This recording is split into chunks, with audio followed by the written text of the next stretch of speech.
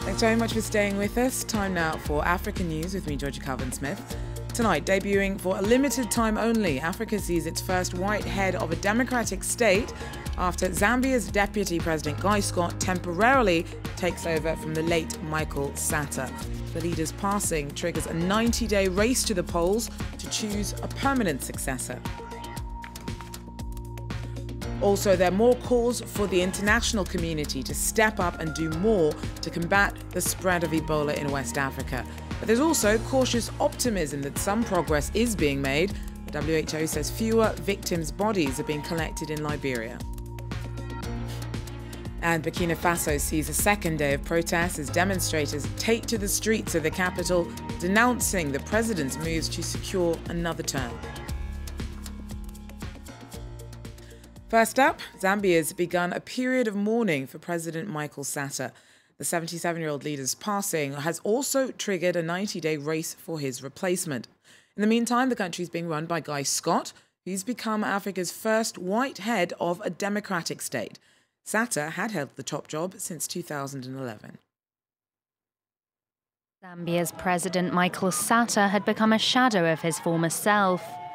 Ruling circles knew that the health of their leader wasn't good, but had made no comment on his recent disappearance from the public eye. It therefore came as a shock to many Zambians to hear that the 77-year-old head of state had died in a London hospital on Tuesday. We never expected him just to die so sudden like this, because actually he was supposed to complete the term of the office. You know, looking at how much effort he has put in to fight up to the time he became a president. It's so sad. I'm very saddened by his death. I loved him very much and I still do. Like my grandfather. Michael Sata was a former trade unionist. Popular with many of Zambia's poorer citizens, he was elected in 2011. But Sata was also feared. He earned the nickname King Cobra because of his sharp tongue. It was announced on Wednesday that Vice President Guy Scott will act as Zambia's interim leader. This makes him Africa's first white democratic ruler since the apartheid era, news which has divided the population.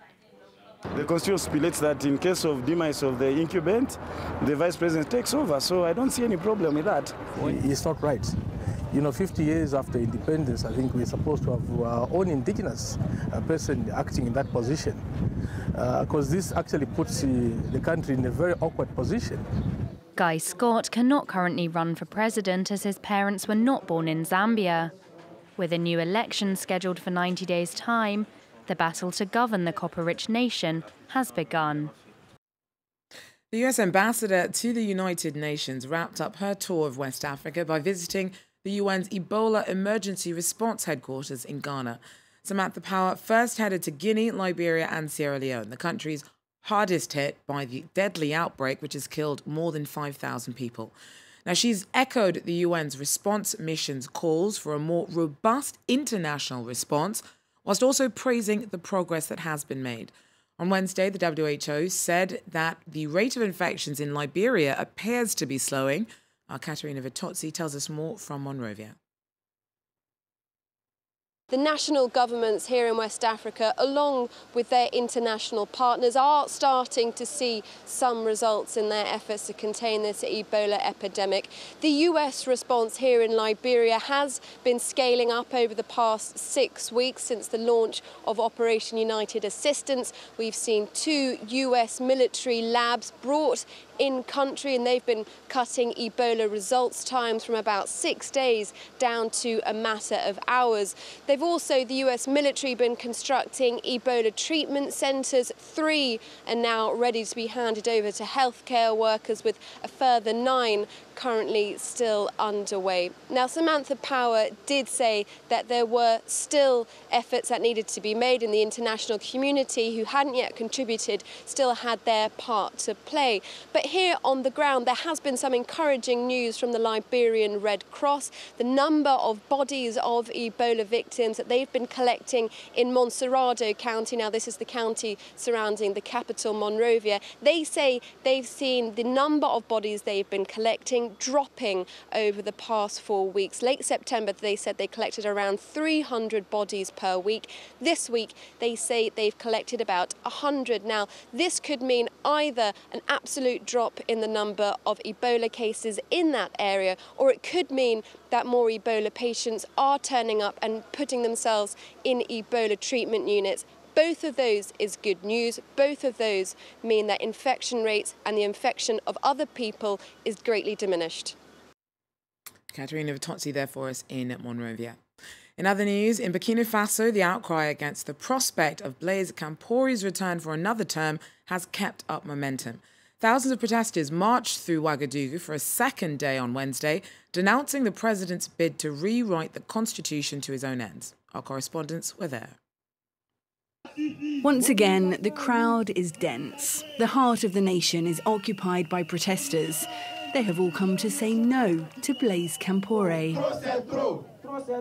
There are unions, opposition parties, but mostly normal citizens, and they're keen to keep up the pressure. The message is clear. We are citizens of this country. It's up to us to build this country, and it must be built in a democracy. This country cannot be built by a single clan. Whatever that clan has done for Burkina Faso, their time is over. In the streets, protesters are determined. Our country is sick. We must help it. But allegations of intimidation are doing nothing to deter the party in power. It takes much more to destabilize the elected representatives of the ruling party. They came to me 2 or 3 times, but that is not what will make me bend. I was threatened. They came to my home. I received threats against me and against my family. But I remain convinced that we're all people from Burkina Faso, and really we can get along. We're all from the same family. Thursday will be a decisive day for Burkina Faso. MPs will vote on whether to revise the constitution to allow the president to run for another 5 years. That's if they can get past protesters. Getting to the National Assembly is almost impossible. The streets around are already blocked by the country's security forces. Look now at some news in brief. A French soldier has been killed during an anti-terror operation in northern Mali. His death brings to 10 the number of French soldiers killed in the country since France launched a military operation there to drive Islamist extremists out of the north last January. The sergeant was part of a commando parachutist unit operating in the Ifigas Mountains, where several militants have taken refuge. Claims of a ceasefire between the Nigerian government and Boko Haram insurgents have been further undermined by more clashes in the northeast. Thousands of people fled on Wednesday, and locals say Boko Haram militants first overran the town of Uba in Borno State before launching rocket attacks on Mubi, a commercial hub in neighbouring Adamawa State. And there are contradictory reports from the South Sudanese government and rebels over the status of Bentiu. Both claim they're in control of the oil hub after renewed fighting between the two sides entered its 3rd day. Thousands of people have been killed since fighting triggered by a power struggle between President Salva Kiir and his former number 2 erupted last December. Well, 3 years on since hundreds of thousands of people died of hunger in Somalia, the UN's chief has warned that the country is still overshadowed by the threat of famine. On a trip to Mogadishu, Ban Ki-moon said that Somalia is slowly waking from a long nightmare, but that crucial humanitarian efforts are still strapped for cash. This time, Ban Ki-moon only wore a suit. For his last trip to Somalia 3 years ago, he had walked around with a bulletproof vest. It's a sign security conditions are gradually improving in Mogadishu, even if the UN Secretary-General didn't leave the airport complex. After talks with the Somali president, Ban Ki-moon said more help was needed to prevent another famine. I'm very concerned about the humanitarian situations in this country. Over 3 million Somalis are in need of humanitarian assistance, and unfortunately that number is growing. I urge donors to step up contributions to avert another famine in Somalia. Between 2010 and 2012, more than 250,000 Somalis died of hunger. So far, the UN has only received 1/3 of the 700 million euros it has appealed for. On Wednesday, Ban Ki-moon also praised the African Union troops. They forced the Al-Shabaab jihadists out of Mogadishu in 2011 and have been making gains in southern Somalia, even though the insurgents still carry out attacks in the capital and control wide areas of territory. The country is gearing up for elections in 2016, but political wrangles and reports of corruption have raised concern about the government's ability to eradicate Al-Shabaab and rebuild the nation. That wraps up African news from me for now, but do stay with us, a short break, and we'll be bringing you more news and headlines from around the world shortly. Take care.